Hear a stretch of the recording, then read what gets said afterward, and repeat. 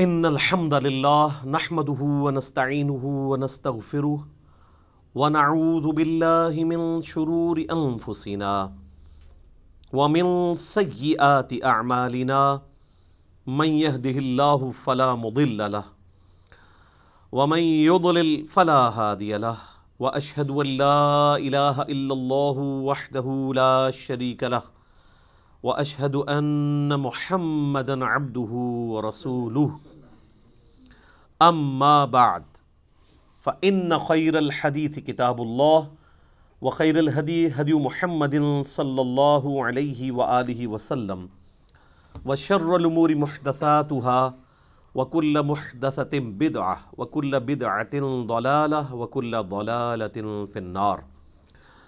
اعوذ باللہ السمیع العلیم من الشیطان الرجیم من ہمزہ ونفخہ ونفثہ بسم اللہ الرحمن الرحیم رب اشرح لی صدری ویسر لی امری واحلل عقدۃ من لسانی یفقہوا قولی بسم اللہ الرحمن الرحیم ان اللہ وملائکتہ یصلون علی النبی یا ایہا الذین آمنوا صلوا علیہ وسلموا تسلیما اللہم صل علی محمد وعلی آل محمد کما صلیت علی ابراہیم وعلی آل ابراہیم انک حمید مجید اللہم بارک علی محمد وعلی آل محمد کما بارکت علی ابراہیم وعلی آل ابراہیم انک حمید مجید ربنا آتنا فی الدنیا حسنة وفی الآخرة حسنة وقنا عذاب النار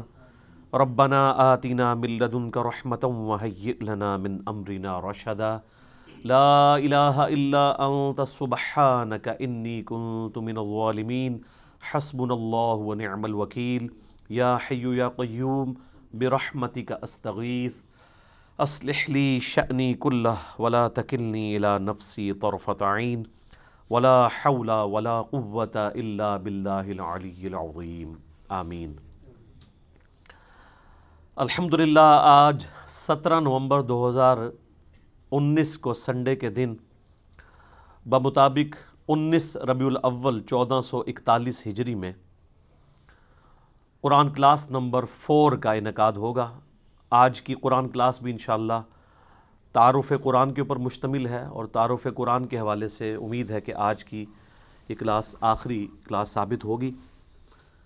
کل 40 علمی پوائنٹس تھے جو میں نے پچھلی 3 کلاسوں میں ان میں سے کچھ حصہ کور کیا ہے، 26 پوائنٹس ہو چکے ہیں۔ آج انشاءاللہ علمی پوائنٹ نمبر 27 سے آن ورڈ سٹارٹ کریں گے۔ علمی پوائنٹ نمبر 27 وہ ہے میرے بھائیوں، قرآن حکیم کے بعض مقامات ایسے ہیں جو اپنے احکامات کے اعتبار سے منسوخ ہو چکے ہوئے ہیں، لیکن وہ ابھی بھی قرآن کا حصہ ہیں۔ ان کی ناسخ جو آیات ہیں وہ بھی قرآن حکیم کے اندر موجود ہیں، اور یہ قرآن حکیم کی خوبی کے طور پہ اللہ تعالیٰ نے اسے بیان کیا ہے، اور اس کا ذکر ہمیں سورۃ البقرہ کی آیت نمبر 106 میں ملتا ہے۔ اعوذ باللہ من الشیطان الرجیم بسم اللہ الرحمن الرحیم ما ننسخ من آیات او ننسیہا، ہم کوئی بھی آیت ایسی نہیں کہ اسے منسوخ کر دیں یا آپ کو بھلا دی جائے۔ نأتی بخیر منہا او مثلہا، ہم اس سے بہتر آیت لے آئیں گے، اس سے بہتر حکم لے آئیں گے یا اس کے برابر۔ الم تعلم ان اللہ علی کل شیء قدیر، کیا تم نہیں جانتے کہ اللہ تعالیٰ ہر چیز کے اوپر قادر ہے؟ تو شریعت کے اندر بھی ناسخ و منسوخ ہے، جس طریقے سے پرانی شریعتیں اور شریعت محمدیہ صلی اللہ علیہ وآلہ وسلم میں ناسخ و منسوخ کا سلسلہ ہے۔ شریعت موسوی کے اندر کئی چیزیں حرام تھیں جو شریعت محمدیہ صلی اللہ علیہ وآلہ وسلم کے اندر حلال ہیں، جیسا کہ بخاری و مسلم کی متفق علیہ حدیث ہے۔ نبی صلی اللہ علیہ وآلہ وسلم نے فرمایا، مجھے اللہ تعالیٰ نے 5 خصوصیات ایسی دی ہیں جو مجھ سے پہلے کسی کو نہیں دی۔ ان میں سے پہلی چیز یہ ہے کہ اللہ تعالیٰ نے مجھے پوری انسانیت کے لیے پیغمبر بنا کر بھیجا ہے۔ اگلے پیغمبروں کو اللہ تعالیٰ کسی قوم اور قبیلے کے لیے بھیجتا تھا، میری نبوت پوری انسانیت کے لیے ہے. وما ارسلناک الا کافۃ للناس بشیرا ونذیرا. دوسرا، اگلی امتوں کے اندر نماز کے لیے اسپیسیفائڈ جگہ ہوا کرتی تھی، جبکہ اللہ تعالیٰ نے میری امت کے لیے یہ آسانی دی ہے کہ پوری زمین کو سجدہ گاہ بنا دیا ہے. شریعت موسوی میں تو آپ نمازیں ہر جگہ نہیں پڑھ سکتے تھے سوائے ان معبد والی جگہوں پہ جہاں عبادت ہوتی ہے، ٹیمپلز میں، جبکہ اس امت میں آپ جہاں مرضی نماز پڑھیں. تیسری چیز آپ نے فرمائی مال غنیمت اللہ تعالیٰ نے میرے لیے حلال کر دیا جو اگلی امتوں میں حرام تھا. قرآن میں ذکر ہے اگلی امتوں میں مال غنیمت یعنی کافروں کا جنگ میں چھوڑا ہوا جو مال تھا اس کو اوپن میدان میں لا کے رکھتے تھے، ایک آسمان سے آگ برستی تھی اور اس کو خاک کر دیا جاتا تھا، لیکن اس امت کے لیے اسے حلال کر دیا گیا. سورۃ الانفال نازل ہوئی. چوتھی چیز آپ صلی اللہ علیہ وآلہ وسلم نے فرمایا اللہ تعالیٰ نے ایک مہینے کے روب سے میری مدد فرمائی ہے،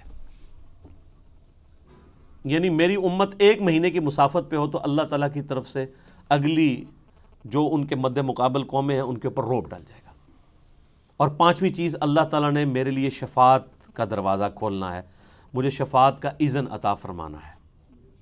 مسلم شریف میں ایک چھٹی چیز بھی ہے کہ اللہ تعالیٰ نے مجھ پہ ختم نبوت کا سلسلہ فرما دیا ہے. صحیح مسلم میں ایک اور چیز بھی ہے کہ اللہ تعالیٰ نے مجھے جوامع کلمات کے ساتھ مبعوث کیا ہے. تو پچھلی شریعت اور اس شریعت میں بھی ناسخ و منسوخ کا سلسلہ ہے، اور پھر ودن شریعت محمدیہ صلی اللہ علیہ وآلہ وسلم سرکمسٹانسز کے مطابق اللہ تعالیٰ نے احکامات کو بدلا ہے. اب اس کے پیچھے حکمت کیا ہے؟ اللہ تعالیٰ ہمارا یہ ہماری قدرت کا یہ بھی شاہکار ہے کہ ہم اپنی شریعت میں بھی کسی بھی وقت چینج کر سکتے ہیں. اللہ تعالیٰ اپنی شریعت کا بھی پابند نہیں ہے، بس اتنے ایریے کے لیے پابند ہے جتنے ایریے کے لیے، جتنے سرکمسٹانسز کے لیے، اوقات کے لیے اسے پابند کیا گیا. جو یونیورسل ٹروتھ ہیں وہ تو اللہ تعالیٰ ہمیشہ کے لیے ان کا پابند ہے، اس لیے کہ لا تبدیل لکلمات اللہ، اللہ کے کلمات نہیں بدلتے جو اللہ نے رولز طے کیے ہیں. لیکن جہاں پہ اللہ تعالیٰ خود ہی چیزوں کو وقت اور حالات کے مطابق چینج کرتا ہے، اس لیے نہیں کہ اللہ تعالیٰ پہلے بھی وہ کر سکتا تھا، پہلے کر دیتا تو آپ کے لیے مصیبت کھڑی ہو جاتی. شراب کا اگر حکم پہلے دن ہی حرام ہو جاتا تو کتنے لوگ شراب کو چھوڑتے، اس سے گریجولی کیا گیا. اسی طریقے سے آپ ناسخ و منسوخ میں یہ دیکھیں کہ پہلے جو ہے وہ وصیت کو لازم قرار دیا گیا سورۃ البقرہ میں، وراثت کے احکام نہیں آئے تھے. سورہ نساء کے اندر پھر پوری ڈیٹیل آ گئی، اس کی وجہ سے وہ والی آیات منسوخ ہو گئیں. اب اللہ تعالیٰ نے خود وارث کا حصہ رکھ دیا ہے، ماں باپ کو اتنا ملے گا، بیوی کو اتنا ملے گا، بچوں کو بچیوں کو اتنا، پوری ڈیٹیل سورہ نساء کا دوسرا رکوع. اسی طریقے سے سورۃ الانفال میں ہی پہلے آیا کہ جو ریشو پروپورشن کے اعتبار سے ایک مسلمان 10 کافروں پر بھاری ہے. پھر اللہ تعالیٰ نے فرمایا اب ہم نے تمہاری کمزوری دیکھی ہے، اب یہ وہ ریشو پروپورشن قائم نہیں رہے گی. اس میں اللہ کا کوئی قصور نہیں، اس لیے کہ جو نیو مسلم ہیں ان کے ایمان کا لیول وہ نہیں ہے جو مکے کے مسلمانوں کا تھا. تو اللہ تعالیٰ نے اسے ریوائز کیا اور فرمایا کہ اب ایک مسلمان 2 پہ بھاری ہوگا. یہ نہیں ہے کہ وہ اب بھی 10 پہ ہی بھاری رہے گا. وہ اب جو مسلمان ہیں وہ ابو بکر، عمر، عثمان و علی والے مسلمان تو نہیں ہیں. ٹھیک ہو گیا؟ تو یہ بھی ناسخ و منسوخ. اسی طریقے سے سورہ نساء کے اندر اللہ تعالیٰ نے فرمایا تھا کہ جو زانی ہے عورت اسے قید کر دو یہاں تک کہ اسے موت آ جائے، یعنی پوری زندگی کے لیے گھر سے باہر نہ وہ نکلے. قید سے مراد کسی جیل خانے میں نہیں، گھر کے اندر. اس میں الفاظ ہیں کہ ان کو گھروں میں رکھو. اور پھر اسی آیت میں آیا کہ یا پھر اللہ تعالیٰ جب ان کے لیے کوئی حکم مقرر فرما دے گا مستقبل میں، اور وہ پھر زنا کی سزا آ گئی 100 کوڑوں کی شکل میں سورہ النور کے اندر. تو اس طریقے سے ناسخ و منسوخ کا ایک سلسلہ ہے. قرآن حکیم کے اسٹوڈنٹ کو یہ بھی پتہ ہونا چاہیے. ناسخ و منسوخ تو بہت لوگوں نے اس پہ اوپر کام کیا ہے، اور بعض جو علماء ہیں نا وہ انہی چیزوں کا سہارا لے کے کہتے ہیں قرآن بڑا مشکل ہے. قرآن پتہ ہے اس میں تو کچھ منسوخ آیات بھی ہیں، ان سے ہی پوچھ لیں کتنی ہیں آپ بتا دیں تو ان کو بھی نہیں پتہ ہوں گی، تو کہانیاں کراتے ہیں. ٹوٹل 5 مقامات ہیں، اور وہ بھی آپ ناسخ و منسوخ اس اعتبار سے نہیں ہے بلکہ وہ سرکمسٹانسز کے اعتبار سے. دین جو اسٹیبلش ہمیں پتہ ہے یہی دین ہے اسٹیبلش ہو کے. یعنی آج کسی مسلمان کے بچے کو یہ بتانا ضروری ہے کہ پہلے شراب جو ہے وہ جائز تھی، بعد میں حرام قرار دی گئی. اینڈ رزلٹ سب کو پتہ ہے. اب اس کے اندر سے کیا نکالنا ہے؟ خام خواہ ایک معاملے کو الجھانا، علمی روب ڈالنا، بلکہ میں اسے علمی روب نہیں، علمی شہوت کہتا ہوں. جیسے وہ شہوات، یہ شہوت ویسے اردو میں تو لفظ نٹوریس، عربی میں شہوت یعنی کہتے ہیں کسی چیز کی لت پڑ جانا، وہ کسی بھی فارم میں ہو سکتی ہے. یہ ہم اسے سیکس کے ساتھ ریلیٹ کرتے ہیں، ویسے بھی کوئی دنیا کی محبت بھی ایک شہوات، دنیاوی شہوات. جو مسلم شریف میں حدیث ہے کہ اللہ تعالیٰ نے جنت کو جو ہے وہ تکلیف کے ساتھ ڈھانپ رکھا ہے اور جہنم کو شہوات کے ساتھ ڈھانپ رکھا ہے. یعنی دنیا کی جو لذت والی چیزیں ہیں وہ جہنم کی طرف لے جانے والی ہیں، اور جنت تک پہنچنے کے لیے آپ کو شریعت کی ہرڈلز، تکلیف دہ چیزیں عبور کرنی پڑیں گی.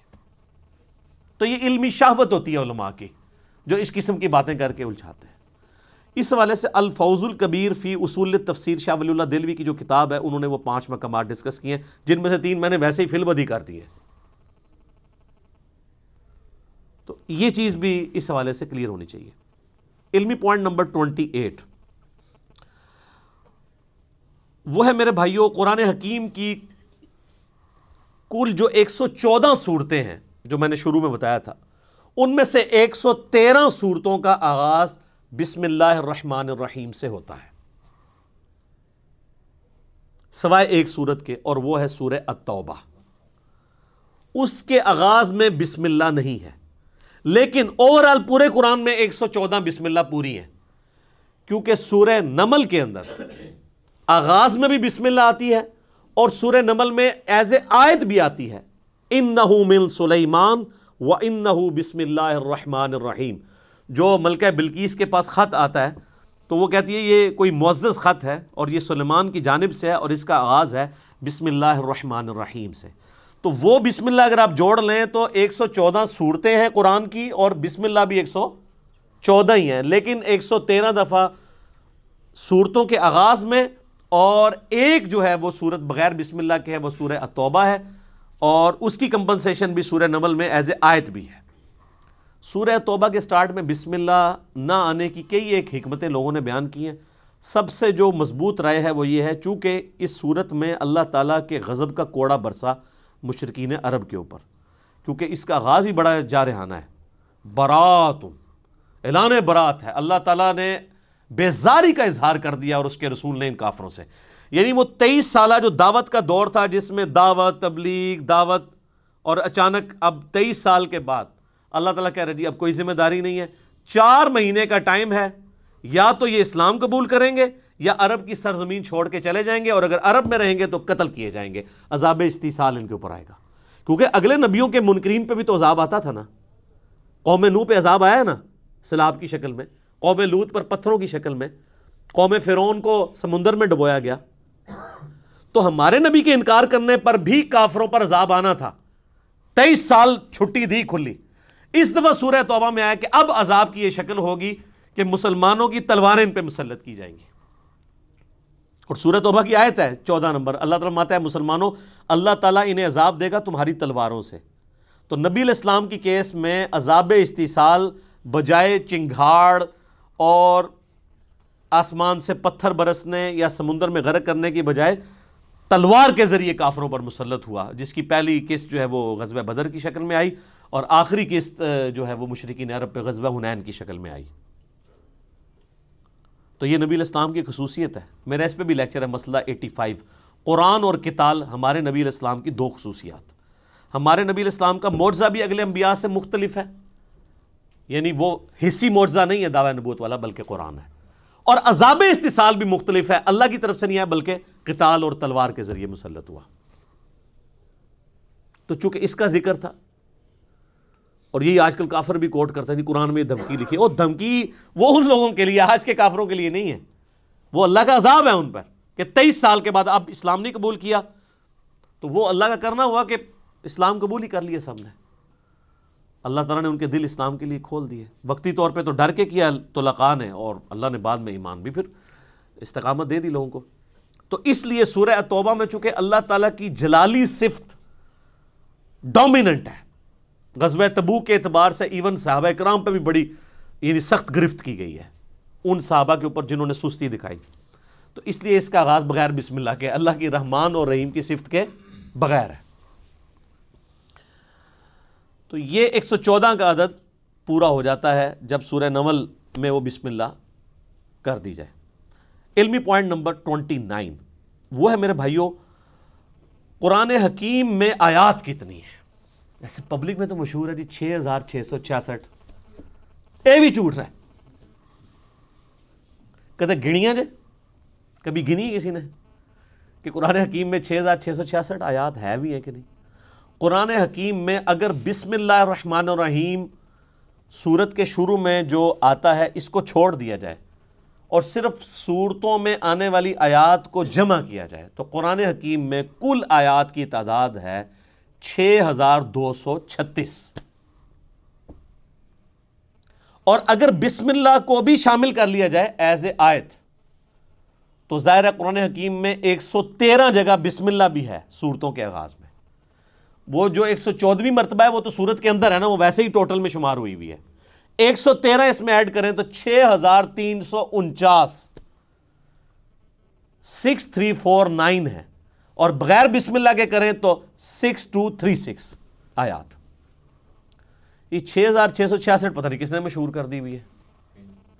وہ کورسز میں بھی ایون آپ کے جو اسلامیات پڑھائی جاتی ہے اس میں بھی یہ لکھا ہوا ہے، تو جو اسلامیات کے ٹیچر ہیں ان کو کہے کہ یار یہ کوئی مشکل کام تو نہیں ہے، میرا 1-1.5 گھنٹے کی پریکٹس ہے، آپ سورتوں کے شروع میں لکھا ہوتا ہے اس سورت کے اندر کتنی آیات ہیں وہ جمع کر کے دیکھ لیں، تو آپ حیران ہوں گے کہ آپ کو وہ باتیں بھی جن کے بارے میں آپ کو گمان بھی نہیں تھا کہ یہ تو کم از کم ٹھیک بتائی ہوں گی وہ بھی غلط بتائی ہوئی ہیں۔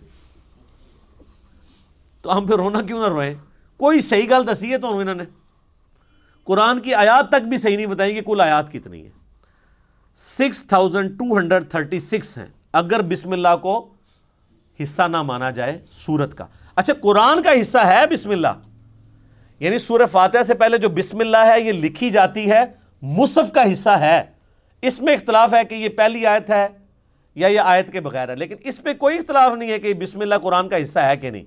113 کی 13 بسم اللہ قرآن کا حصہ ہے، لیکن ایز اے آیت ہیں یا نہیں ہے اس کے بارے میں اختلاف ہے، اور اس اختلاف سے کوئی فرق نہیں پڑتا۔ اس کی وجہ یہ کہ مصحف تو پھر بھی بسم اللہ سے سٹارٹ ہوتا ہے اور والناس پہ ختم ہوتا ہے۔ ایون کوئی ایسے مقامات بھی قرآن حکیم میں ہیں جہاں پہ کوئی اکا دکا شاذ اقوال ملتے ہیں کہ یہ جو آیت ہے یہ ایک آیت نہیں، یہ 2 آیات ہیں، تو کوئی فرق نہیں پڑتا، اسے کوئی 2 بھی گن لے، مصحف میں جو کچھ لکھا ہے وہ تو اپنی جگہ موجود ہے نا، اس میں کوئی تبدیلی نہیں ہے۔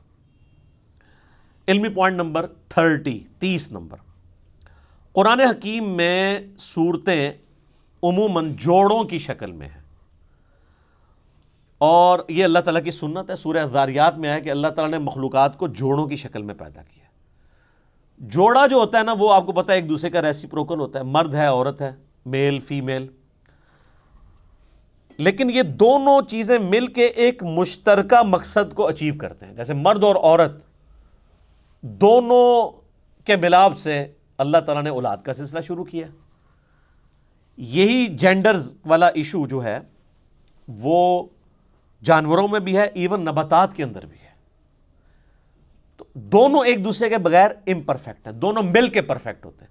اس طرح قرآن حکیم میں بھی صورتیں جوڑوں کی شکل میں مل کے ایک پرفیکٹ مقصد کو اچیو کرتی ہیں، جس کی آپ کو سب سے موٹی مثال سورۃ الفلق اور سورۃ الناس ہے۔ یہ بھی جوڑا ہے۔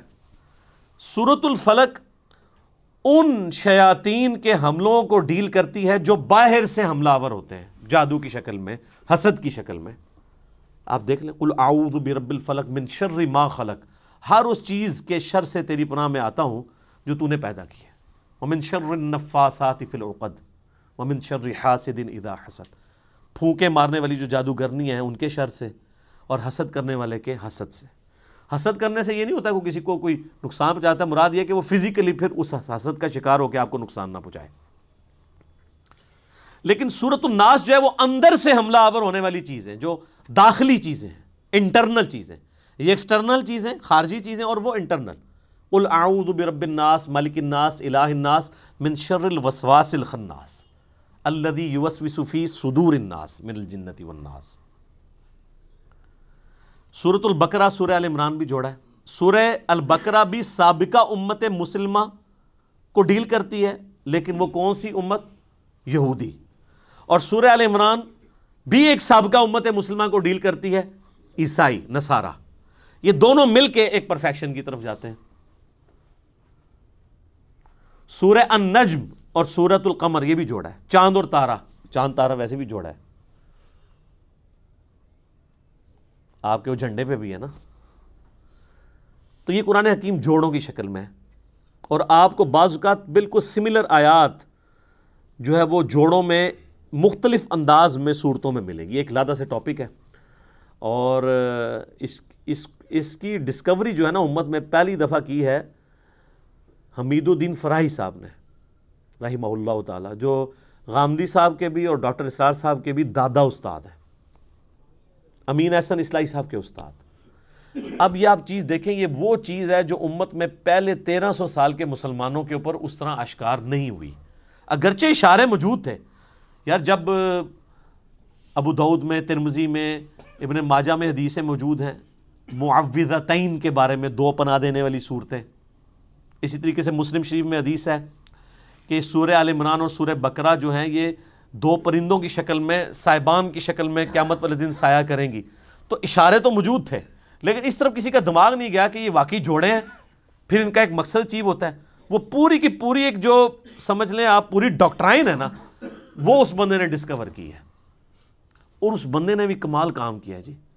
وہ بندہ قرآن کو سمجھنے کے لیے 40 سال تک ایک خیمے میں اس نے زندگی گزاری ہے، جا کے بالکل ریگستانی ایریا میں اسی طریقے کے مطابق جن حالات و واقعات میں قرآن نازل ہوا تھا، تاکہ وہ عرب کے لوگوں کے کلچر کو سمجھ سکے اور ان فیلنگز کو فیل کر سکے۔ پھر اللہ نے دیکھے کیسی چیزیں ان کے اوپر کھولی ہیں۔ ان کو آج یعنی اس حوالے سے قرآن کے نظم، اس کو نظم کہا جاتا ہے قرآن کا، اس کا امام مانا جاتا ہے، حالانکہ کوئی پرانے بزرگ نہیں ہیں، بمشکل 100 سال ہوئے ان کو فوت ہوئے۔ ڈاکٹر اسرار صاحب نے بھی اس حوالے سے جو تعارف قرآن کے اپنے لیکچر ہیں بیان القرآن میں، اس میں بڑی ڈیٹیل سے وہ بولے ہیں، اور انہوں نے ایمانداری کی ہے کہ ان کا نام لیا ہے، اس ڈسکوری کو اپنے ساتھ منسوب نہیں کیا۔ یہ بڑی بے ایمانی ہوتی ہے کہ آپ کسی دوسرے شخص کی ڈسکوری کا لیبل جو ہے وہ مطلب اپنا لگا کے اس سودے کو بیچنا شروع کریں۔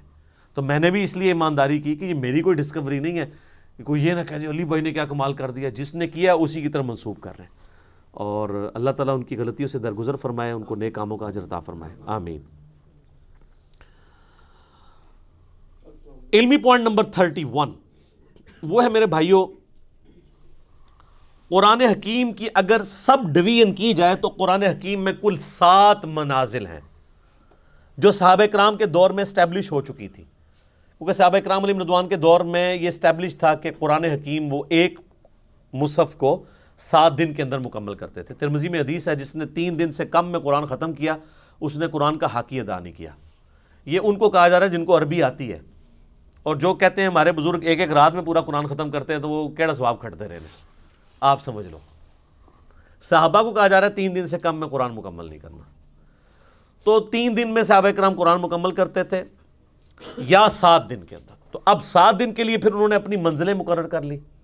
یہ منزل کا لفظ آپ بھی آج کل وہ بزرگوں کے وظائف کی کتابیں بھی ہیں نا، وہ منزلیں لکھتے ہیں، ٹھیک ہے، وہ کہتے ہیں تصوف کی اتنی منزلیں طے کر لی ہیں۔ لفظ قرآن سے ہی پکڑا ہوا ہے۔ صحابہ کرام کے دور میں یہ اسٹیبلش ہو گیا تھا کہ جس نے 7 دن کے اندر قرآن ختم کرنا ہے نا، اس کے لیے انہوں نے ثانی کر کے نا ایکولی ڈیوائیڈ کر کے، آلموسٹ ایکولی ڈیوائیڈ کیا، 100% نہیں۔ اور چونکہ یہ صحابہ کرام کی ڈویژن تھی، اس میں آپ کو پھر اس طرح کی خامی نظر نہیں آئے گی جو پاروں کے ڈویژن میں نظر آئی ہے، وہ میں اگلے پوائنٹ میں ڈسکس کروں گا۔ اگر سورہ فاتحہ کو آپ قرآن کا مقدمہ مان لیں، پریفیس ہے نا ظاہر ہے،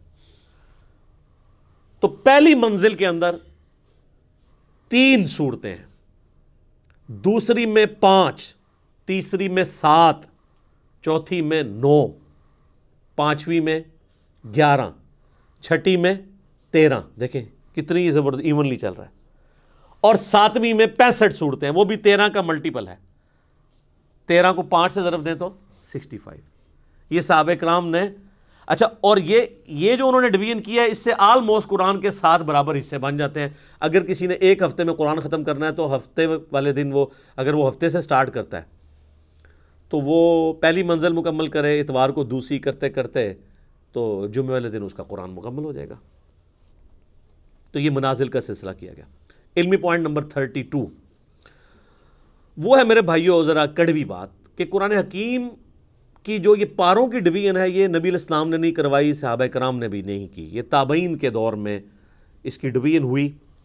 جب لوگ سست ہو گئے، ہفتے میں قرآن مکمل نہیں کر سکتے تھے، تو پھر مشورہ کیا گیا کہ یار چلو مہینے میں قرآن مکمل کیا جائے، تو پھر 30 دنوں کے اوپر سے ڈیوائڈ کر دیا جائے۔ تو میرے خیال ہے کوئی پڑھا لکھا انہوں نے بندہ بٹھایا، انہیں جناب اینج کر کے نا قرآن حکیم کھولیا، اینج کیتا اور صفحے گننے شروع کیے، اور قرآن پاک کے 30 پارے بنا کے سائڈ پہ ہو گیا۔ اور وہ بنائے کیا، وہ آج تک ہماری مصیبت ہمارے گلے میں فٹ ہے۔ اس کا سب سے بڑا آپ جو بلنڈر دیکھیں ان پاروں میں، چونکہ یہ قرآن و حدیث سے نہیں ہے تو ظاہر انسان تو پھر غلطی کرے گا۔ تو اب مجھے اندازہ لگائیں جو یہ کہتے ہیں کہ جی شیعہ کہتے ہیں 40 پارے ہیں، وہ پارے تو 30 بھی کوئی نہیں تھے، 40 کہاں سے آنے ہیں؟ یہ بات ہی چلی ہے۔ اگر ان سے پوچھے شیعہ کا قرآن جا کے دیکھا ہے، نہیں۔ یہ اب سعودیہ میں کئی قرآن ہیں وہ پاروں کی ڈویژن کے بغیر چھپ رہے ہیں، وہ بیچ میں سے آیات شروع ہو رہی ہوتی ہیں، کیونکہ پاروں کی ڈویژن کو تو وہ اسٹیبلش مانتے ہی نہیں ہے نا، صورتوں کی ڈویژن ہے، منازل کی ہے۔ اب یہ دیکھیں بلنڈر کیا ہوا ہے۔ پارہ نمبر 13 جو ہے اس کی آخری آیت، ایک آیت صرف سورۃ الحجر کی پہلی آیت ہے، اعوذ باللہ من الشیطان الرجیم، الف لام را تلک آیات الکتاب وقرآن مبین، اور پوری سورہ ہجر پارہ نمبر 14 میں ہے، ربما یود الذین کفروا لو کانوا مسلمین۔ یہ ایک لائن اگر 14ویں پارے میں چلی جاتی تو یہ سورت تو نہ ٹوٹتی، سورت ہی توڑ دی۔ ایک لائن کے پیچھے، ایک لائن بھی نہیں، آدھی لائن ہی بنتی ہے، ایک آیت پارہ نمبر 13 کے اینڈ پہ رکھی اور پوری سورت پارہ نمبر 14 میں کر دی۔ تو یہ کتنی بے وقوفانہ قسم کی ڈویژن ان لوگوں نے کی۔ سورہ یاسین بھی آپ دیکھ لیں، کچھ حصہ اس کا 22ویں پارے میں ہے، باقی میجورٹی سارا وہ صرف اس لیے کہ انہوں نے صفحے پورے کیے ہیں ایسے کر کے۔ اور یہ ایسے ایسے کر کے بھی اگر آپ الفاظ دیکھیں تو ابھی بھی پورے نہیں ہیں۔ آج کے دور میں تو ہم میتھمیٹیکلی بھی کر سکتے ہیں، ابھی بھی پاروں کو ریوائز کیا جا سکتا ہے، ایونلی ابھی بھی ڈسٹریبیوٹ کوئی نہیں ہے۔ اگر آپ کہنا کہ 100% ہر پارے کے رکوع یا اس کے الفاظ یا اس کی لینتھ برابر ہے دوسرے کے، تو ایسا نہیں ہے۔ رکوع تو چلے برابر نہیں ہو سکتے، چھوٹے بڑے، الفاظ تو برابر ہو سکتے ہیں نا، آیات بھی برابر نہیں ہو سکتی، چھوٹی بڑی ہیں، نہیں نظر آئیں گی آپ کو۔ تو یہ پاروں کے ڈویژن کو ہم سرے سے مانتے ہی نہیں ہیں۔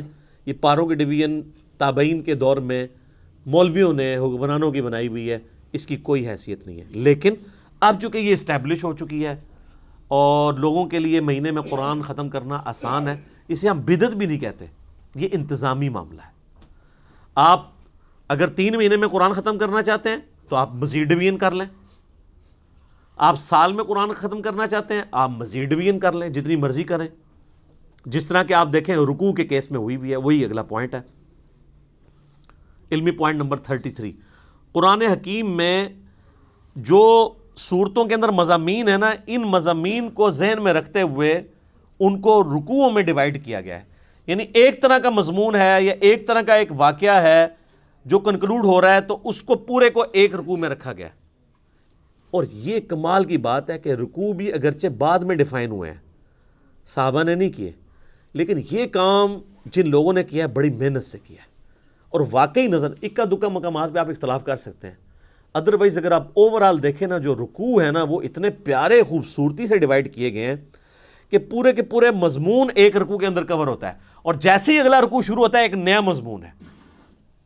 یہ داد دینی پڑے گی، جس طرح 30 پاروں میں انہوں نے جو بلنڈر کیا اس کو ہائی لائٹ کرنا ضروری ہے، یہ داد دینا بھی ضروری ہے کہ رکوعوں کی ترتیب بڑی زبردست لگائی ہے۔ اور اس میں انہوں نے دیکھیں خود مانا ہے کہ پاروں کی ترتیب غلط ہے، اس میں انہوں نے پاروں کا بھی خیال نہیں رکھا۔ ہونا تو چاہیے تھا کہ ایک پارہ ختم ہو رہا ہے تو رکوع بھی ختم ہو، ایسا نہیں ہے۔ آپ ذرا سورہ یاسین کا دوسرا رکوع دیکھیں۔ سورہ یاسین کا دوسرا رکوع جو ہے وہ پارہ نمبر 22 سے شروع ہوتا ہے، وَاضْرِبْ لَهُمْ مَثَلًا أَصْحَابَ الْقَرْيَةِ،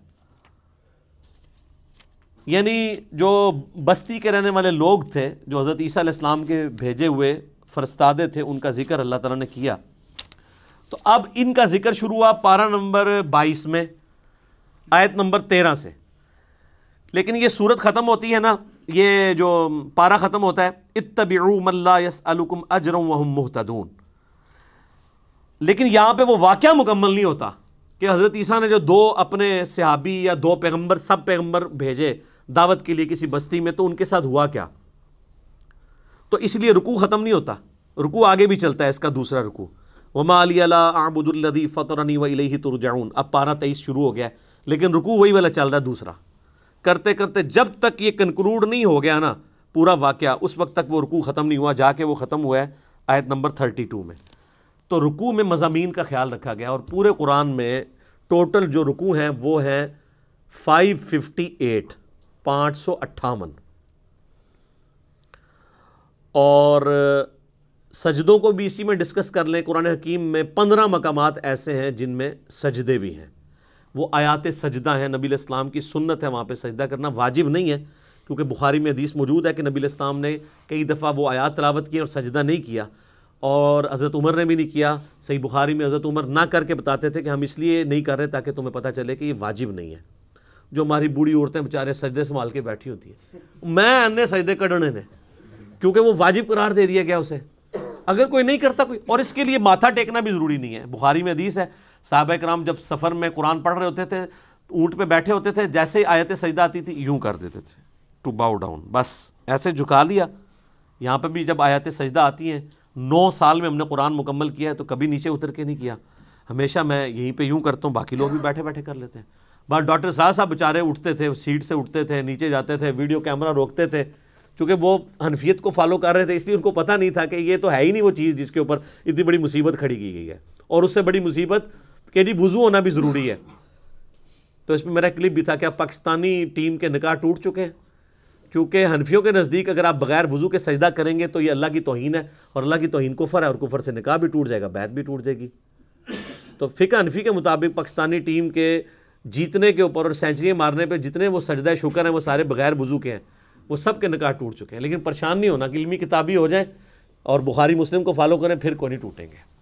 اب یہ نہ ہو کہ اس مسئلے میں فالو کریں اور باقی نماز جو ہے وہ آپ حنفی طریقے پہ پڑھتے رہیں، نماز بھی کتاب و سنت کے طریقے پہ پڑھیں۔ تو یہ 15 سجدے ہیں، 14 کے اوپر تو سارے متفق ہیں۔ میں نے اس کے اوپر پورا ایک لیکچر دیا ہے، مسئلہ نمبر 119،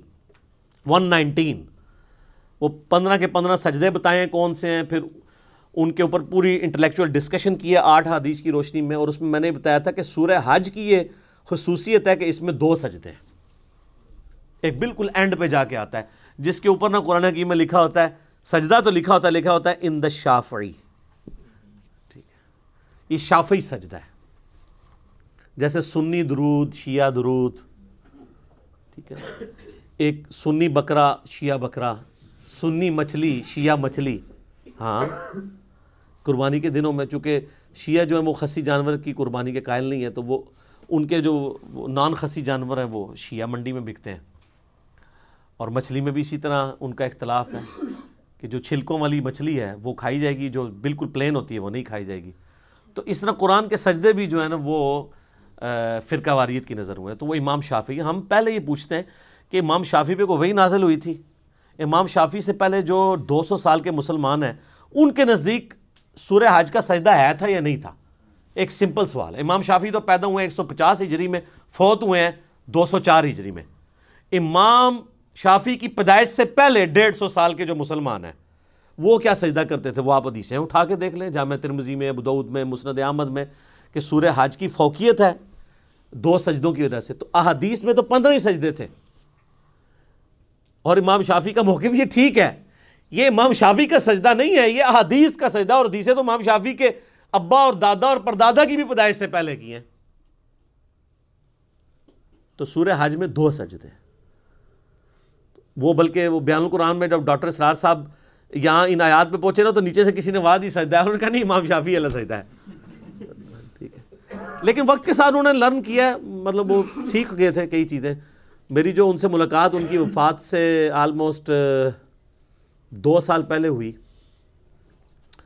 14 اپریل 2010 کو وہ فوت ہوئے نا، تو میری 2008 کے اندر ملاقات ہوئی، میں ان کے جنازے میں بھی شریک رہا۔ تو انہوں نے ان کیمرہ مجھ سے بہت ساری باتیں کی تھی، آن کیمرہ نہیں، ان کیمرہ۔ میں کیمرہ لے گیا تھا، میں نے کہا سر میں نے آپ کی باتیں ریکارڈ کرنی ہے یادگار کے طور پہ۔ تو انہوں نے کہا پھر میں تو کھل کے بات نہیں کروں گا، اب آپ نے کھل کے بات سننی ہے یا ریکارڈنگ کرنی؟ میں کہا جی ستیہ ناس ریکارڈنگ دا، میں نے ڈائریکٹ کرو۔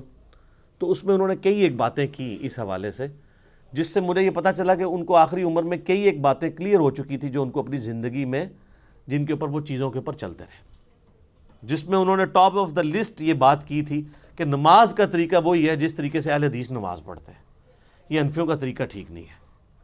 لیکن خود وہ رفع الیدین سے نماز پڑھتے بھی تھے، نہیں بھی پڑھتے تھے، لیکن موقف ان کا یہ تھا۔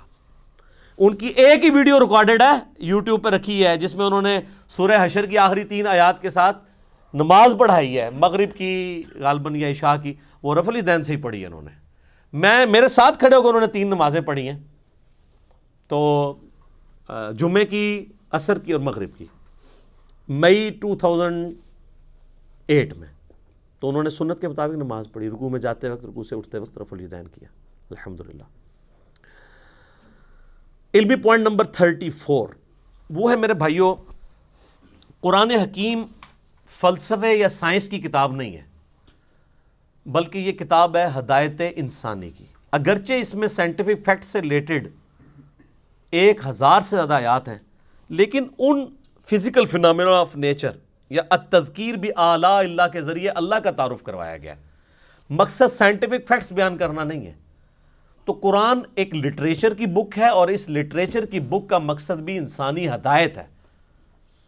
اگرچہ اس میں کئی ایک مضامین ڈسکس ہوئے ہیں، کئی ایک ٹاپکس ڈسکس ہوئے ہیں، لیکن مرکزی چیز التذکیر ہے۔ وَأُوحِيَ إِلَيَّ هَذَا الْقُرْآنُ لِأُنذِرَكُم بِهِ وَمَن بَلَغَ۔ اے نبی فرما دو اللہ نے قرآن میری طرف اس لیے وحی کیا ہے تاکہ اس کے ذریعے میں تمہیں بھی تبلیغ کر دوں، اور جس تک یہ قرآن پہنچ جائے وہ اسی قرآن کے ذریعے تبلیغ کرے۔ تذکیر، نصیحت، ڈر سنانا، اور کہیں کہیں خوشخبری بھی ہے۔ لیکن ہمارے لوگوں نے خوشخبری ڈومیننٹ لی ہوئی ہے، ڈر کو نیچے کر دیا۔ اس کا اینڈ رزلٹ آپ کے سامنے ہے، سب کہہ رہے ہیں جو کچھ بھی ہے تیرے محبوب کی امت سے ہے۔ ٹھیک ہے، موجہ مارو، عقل نہ ہوئے تو موجہ ہی موجہ، عقل ہوئے تو سوچیں ہی سوچا۔ تو یہ اس لیے اس چیز کو آپ نے ذہن میں رکھنا ہے قرآن پڑھتے ہوئے۔ اچھا،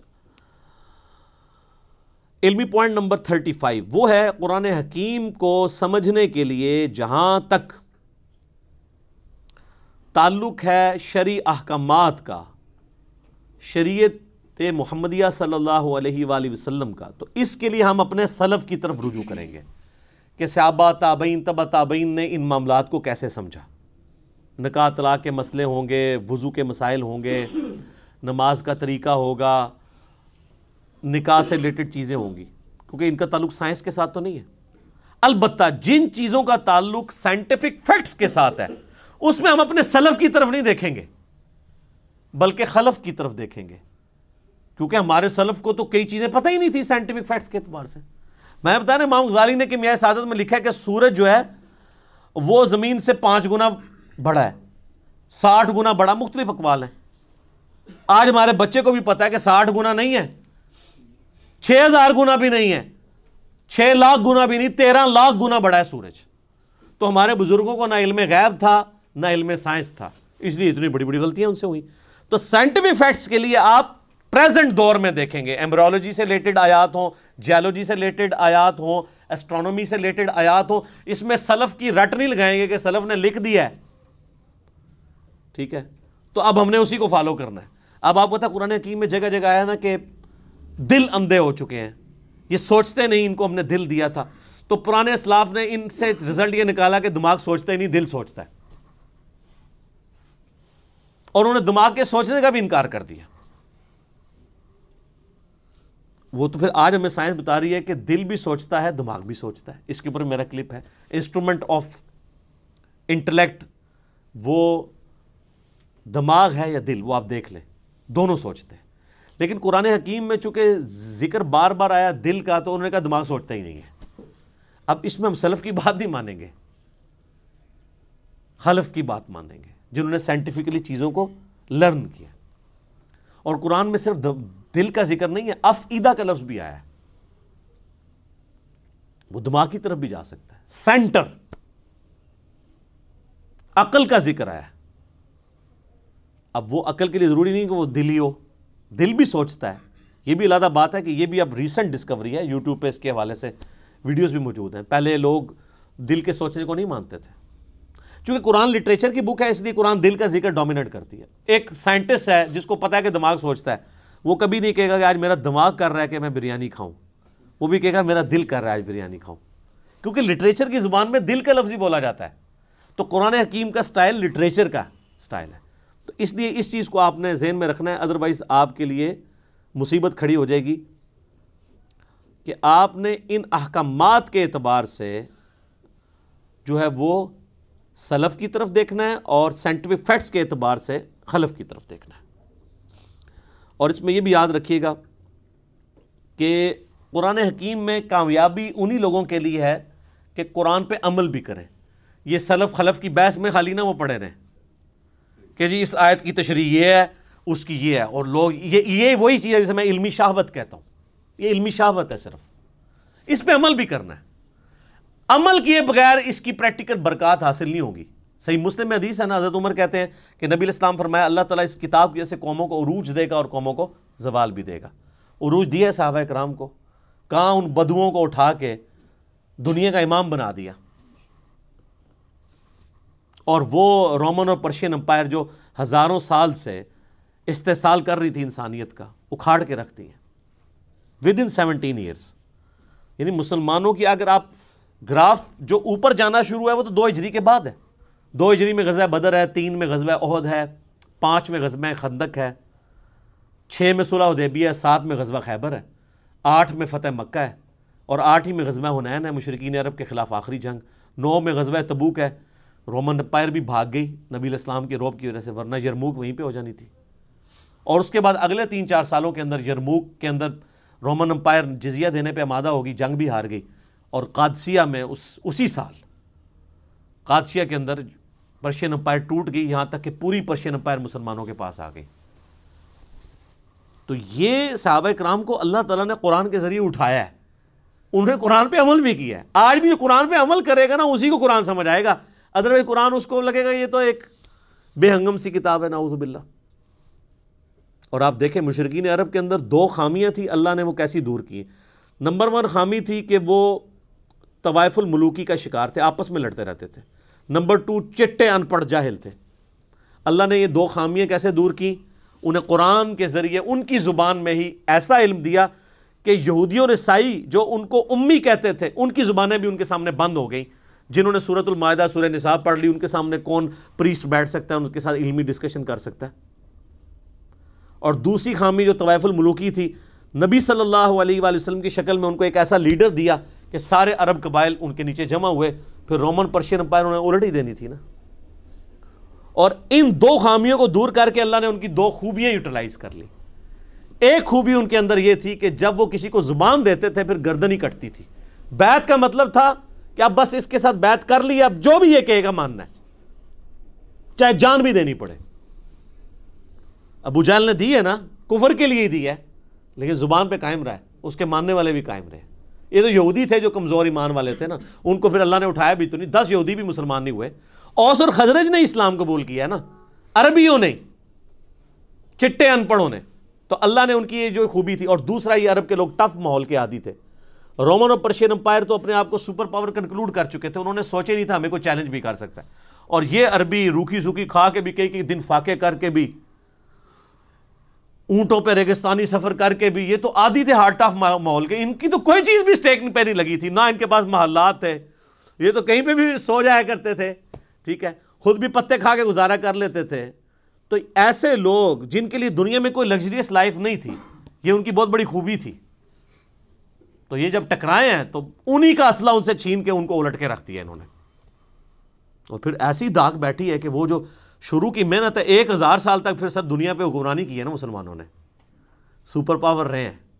آج کہتے ہیں جی جناب وہ ہم حکمران تھے پھر کیا ہو گیا.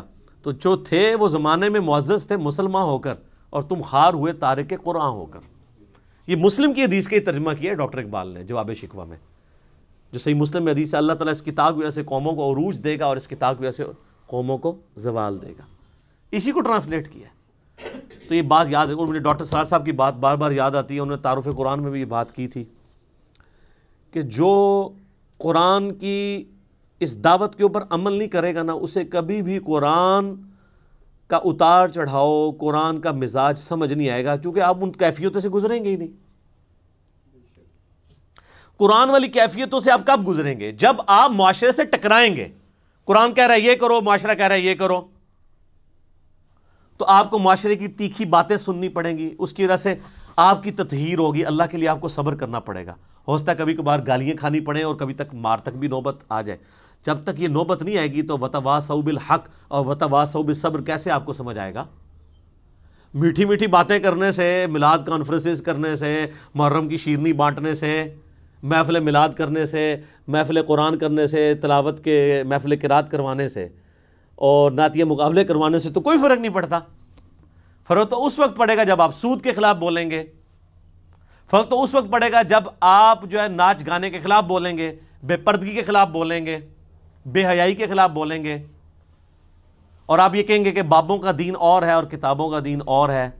کتابیں تو یہ بتا رہی تھی، ہمارے بزرگ ہمیں کیا بتا کے گئے ہیں؟ ہر چیز ہی غلط نکلی ہے۔ آج لوگوں کی داڑھیاں سفید ہو گئی ہیں، وہ کہتے ہیں او یار پوری زندگی کہاں گزار دی، اب پتہ چلا دین یہ تھا۔ یہ ہمیں کیا لوگ دین سکھاتے رہے ہمارے بزرگ بابے؟ تو یہ ساری کی ساری کیفیات، ان تکلیفوں سے جب بندہ گزرے گا پھر وہ کندن بنے گا، اور اس کے لیے قرآن پہ عمل کرنا ضروری ہے۔ ادروائز قرآن میں آپ کے لیے کوئی ہدایت نہیں ہے، یہ بھی ایک لٹریچر کی کتاب ہے، جس طرح باقی سٹوری بک ہیں، آپ پڑھ کے سائڈ پہ ہو جائیں۔ جب یہ وہ کتاب ہے جو آپ پہ اثر اس وقت چھوڑے گی، آپ کو اللہ تک اس وقت پہنچائے گی جب آپ اس کتاب پہ عمل کریں گے۔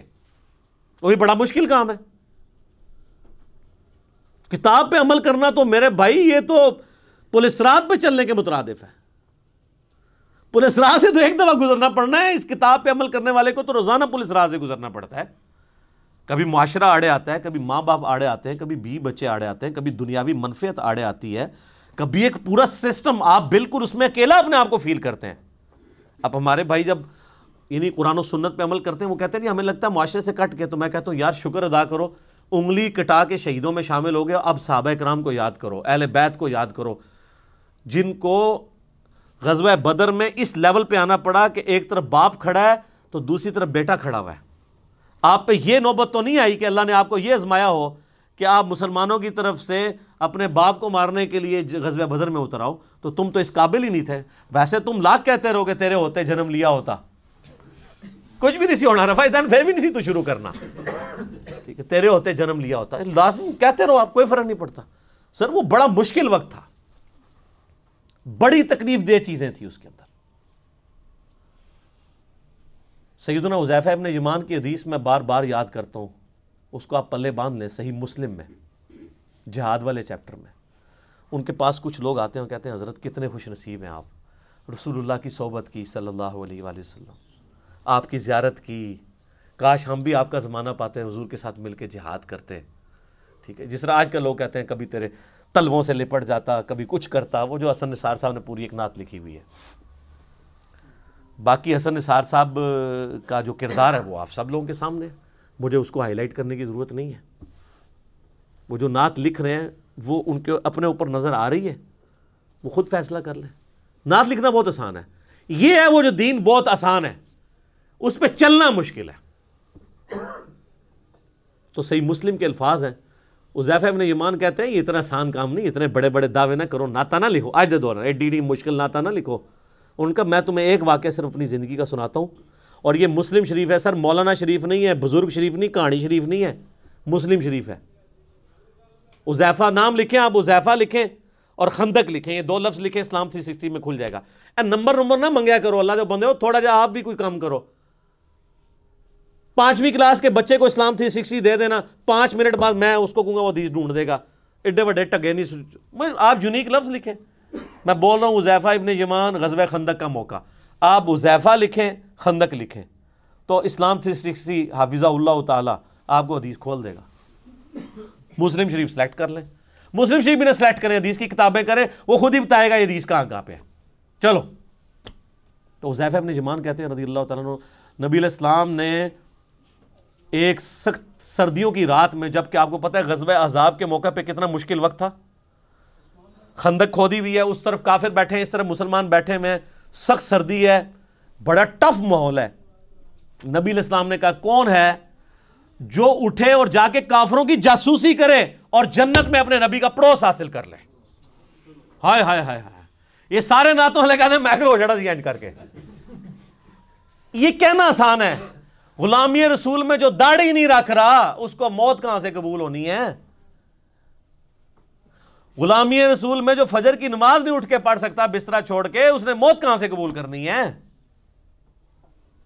حضرت حذیفہ ابن یمان کہتے ہیں کہ اتنی بڑی بشارت سن کے بھی کوئی ایک صحابی بھی نہیں تھا جو کھڑا ہو, اس لیے کہ سخت سردی کی رات تھی, لوگ چاہتے تھے کسی اور کی ڈیوٹی لگ جائے.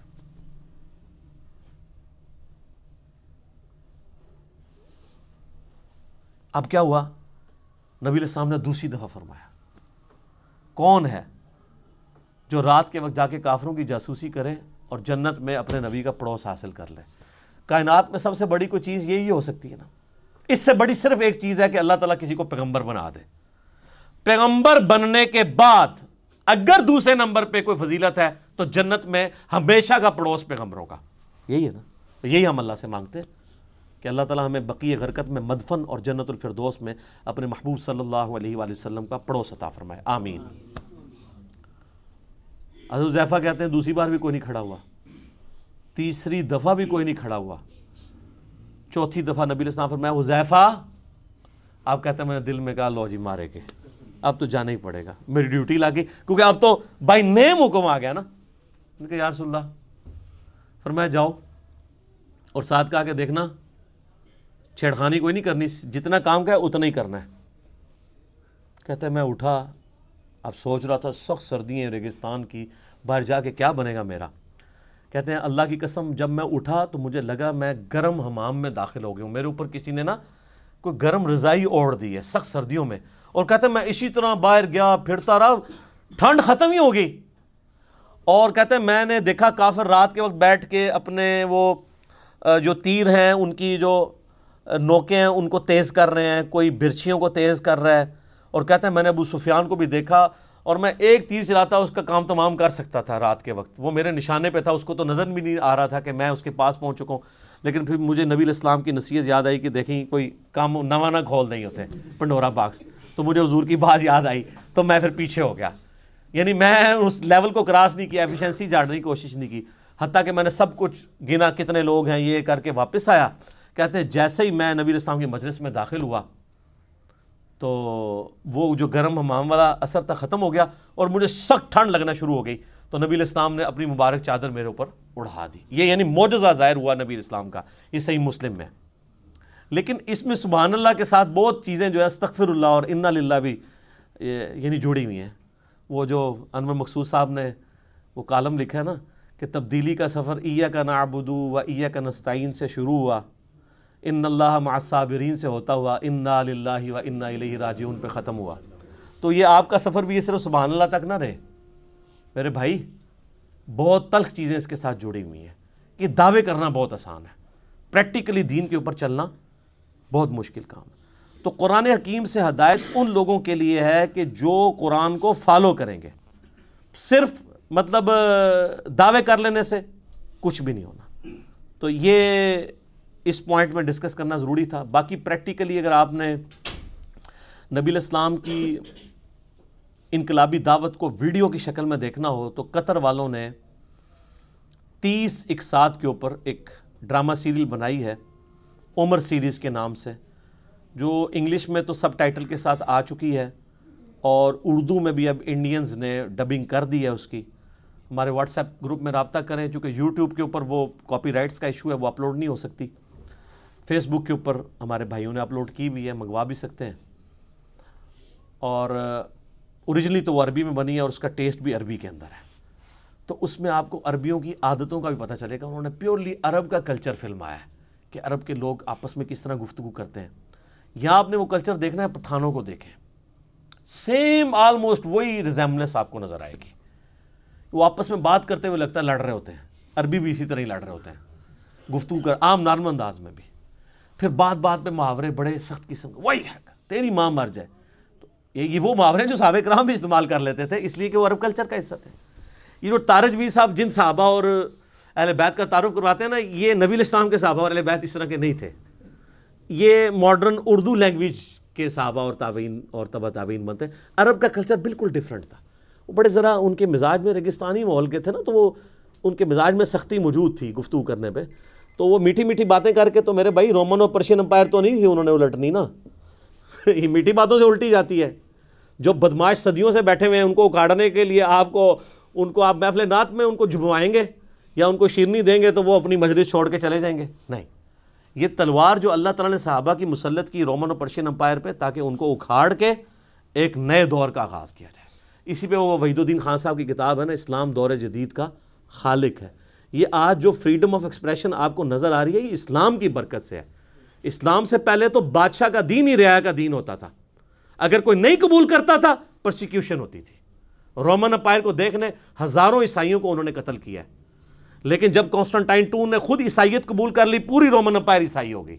نبی الاسلام جب آئے اس وقت یہ عیسائی اسٹیٹ تھی، بن چکی ہوئی تھی، لیکن اس سے پہلے تو نہیں تھی۔ لیکن یہ اسلام نے آزادی دی کہ نہیں، بادشاہ کوئی بھی ہے، آپ کو حق ہے کہ آپ اپنا دین رکھ سکتے ہیں۔ اور یہ برکت ہے جو آج آپ اویل کر رہے ہیں کہ ٹرمپ جو ہے ایک متعصب قسم کا یہودی نما عیسائی ہے، لیکن اس کے سامنے بھی جب قرآن تلاوت کیا جاتا ہے خاموشی سے سنتا ہے۔